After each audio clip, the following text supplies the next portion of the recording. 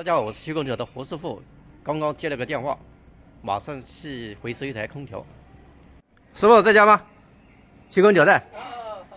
就这台是吧？对。哦，这个是新客，看一下这个，这是一匹的。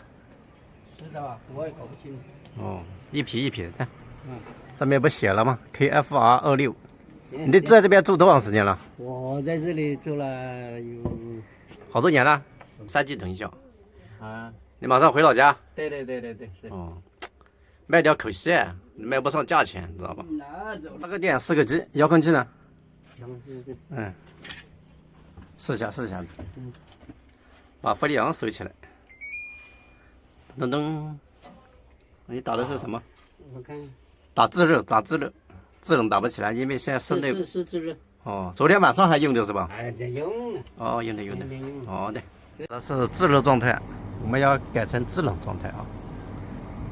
现在已经是制冷状态了，我们先把这个小管子关起来，等个大概15秒，再把粗管子关起来。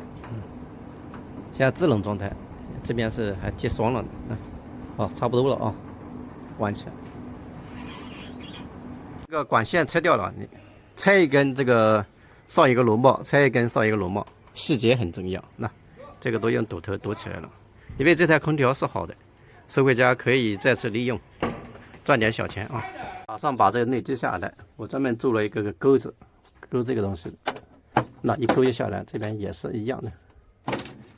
比较简单。大哥，你确定不要了这个？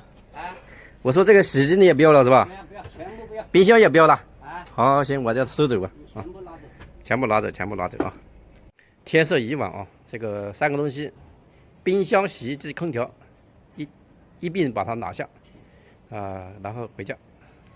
昨天这台2手空调，今天给它洗了一下，又是一台崭新的啊，这台是个新科，1匹的，如果是1.5的话就更完美了啊。本期视频就到这里，如果喜欢胡师傅的，麻烦点个关注，谢谢大家，我们下期再见。